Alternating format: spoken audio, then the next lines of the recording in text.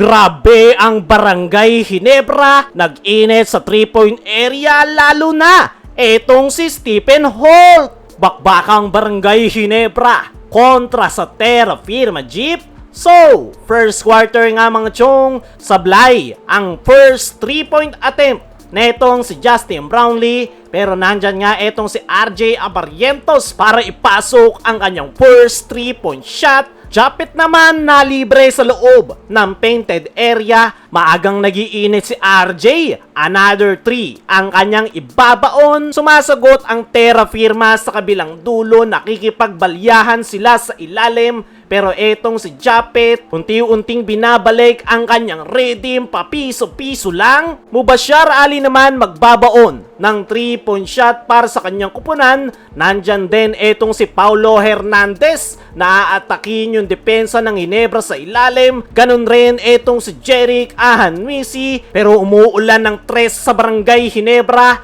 RJ Abarientos na naman at Justin Brownlee ang kakamada niyan para sa kanilang kupunan. Kaya naman ta-timeout na dito ang Terra Firma. 5-point lead para sa Barangay Ginebra. After that timeout, 3-point shot ang pangbungad netong si Jerick Ahanmisi, pero sasagutin yan sa kabilang dulo netong si Scotty Thompson. Poposte naman etong si Joseph Ariobu para sa TNT Tropang Giga. Gio Chu walang makaabot sa ilalim. Stephen Holt naman aatake and one play na pasabit pa ang depensa. After nyan, Stephen Holt na naman to the basket. Mini run sa Barangay Ginebra. Finger roll ni Isaac Go. At natapos ang first quarter 28-23. 5-point lead para sa Barangay Ginebra. Pagpasok ng second quarter, napa-early timeout ang Terra Firma dahil sa 5 straight points netong si Jeremiah Gray. After nyan, magbabaon ng 4-point shot etong si Jerick Ahanmisi, pero sasagutin niya ng end one play netong si Justin Brownlee. Mubashar Ali nakakita ng opening sa loob ng painted area, pero etong si Justin Brownlee, ganda ng pinapakita sa Ginebra, ganda pa ng pagkakapasa niya sa ilalim kay Troy Rosario. Alam ng Terra Firma yung weakness ng Ginebra, inaatake nila yung painted area. Pero bago pa magkaran ang Terra Firma, ay magbabaon ng tres etong si Justin Brownlee. Same goal sa Terra Firma, aatake sila sa ilalim. Kaya naman, di pumayag si Brownlee. Biglang uminit, dalawang sunod na 3-point shot ba naman ang pinakawalan para sa Barangay Ginebra. Ganda pa ng pagkakahanap sa kanya ni RJ Abarientos sa ilalim. Ang kaso ang Terra Firma hindi nagpapahuli. 3-point shot from Paulo Hernandez. Sasagutin niya netong si Norbert Torres.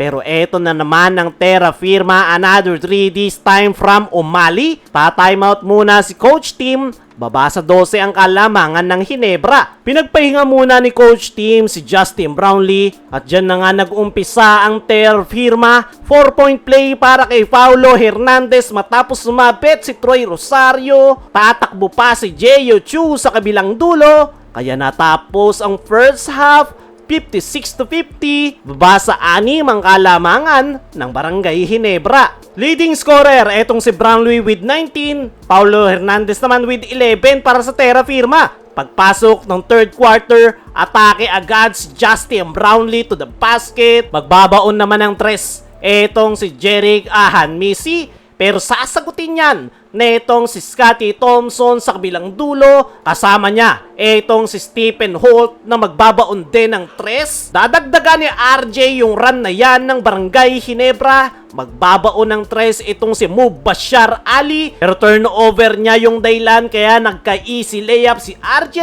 Kaya ta-timeout ang Terra Firma. 12-point lead para sa Ginebra. After that timeout, aatakihin ni Joseph Ariobu yung painted area, pero ang Barangay Ginebra mainit na, lalo na etong si Stephen Holt. 3-point shot, ganda pa ng pasa niya kay Japet Aguilar. Libreng-libre naman si Justin Brownlee sa ilalim. Eto rin si Scotty, didiskarte sa kanyang spin cycle. Eto na, si Stephen Holt. Another 3 na naman ang kanyang ibabaon. Sasali sa outside shooting party si RJ sa kanyang 4-point shot. Stephen Holt na naman another 3 ang kanyang ibabaon kaya naman lumobo na sa 23 ang abante ng Barangay Ginebra. After nyan, ganda ng pasahan ng Barangay Ginebra sa ilalim. Ito namang si Umali ang tumatrabaho para sa Terra Firma Jeep. Aggressive Scotty aatake sa kanyang floater shot. Pero dying seconds nakatakbo pa etong si Umali sa kabilang dulo. Pero natapos ang third quarter 91-71.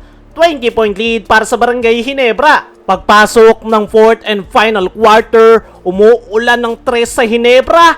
Jeremiah Gray ang mauuna. Aatake naman etong si Justin Brownlee sa loob ng painted area. Hiyawan ng mga fans sa matchup na yan ni Isaac Go at Umali. Pero ang Barangay Ginebra, another 3, mainit talaga. At dahil sa napakainit na outside shots ng Ginebra, sila ang kukuha ng panalo.